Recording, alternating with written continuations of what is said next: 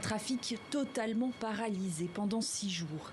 C'est inédit en Allemagne. Jamais dans leur histoire, les chemins de fer allemands n'avaient connu de grève aussi longue. Je suis un peu frustré car les trains qui étaient annoncés ce matin dans le cadre du programme d'urgence ne sont finalement jamais arrivés. Je dois donc attendre 1 heure ici à Cologne.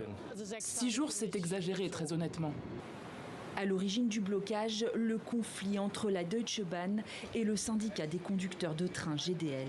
Pour compenser l'inflation, les grévistes réclament des hausses de salaire et un passage à la semaine de 35 heures sur 4 jours, contre 38 actuellement. La compagnie publique a fait des offres, dont une proposition de 37 heures hebdomadaires pour le même salaire. Mais la GDL refuse tout compromis. Les négociations sont bloquées. L'opérateur ferroviaire met en garde contre les conséquences économiques. Le syndicat GDL est également en grève contre l'économie en Allemagne et en Europe.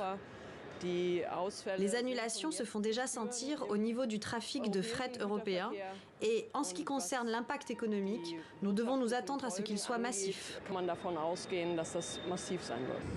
Le ministre des Transports a qualifié la grève de destructrice pour l'Allemagne, plaque tournante européenne du trafic de marchandises.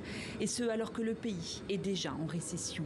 Cette grève ferroviaire record intervient alors que le transport maritime est lui aussi à la peine, à cause de la crise en mer Rouge. En raison de la guerre au Moyen-Orient, le trafic maritime mondial est confronté à des difficultés considérables. Les navires doivent voyager plus longtemps, arrivent plus tard dans les ports et le matériel doit sortir le plus rapidement possible pour éviter les embouteillages. L'une des plus longues grèves ferroviaires que nous n'ayons jamais connues dans ce pays est actuellement en train d'interférer avec cette situation.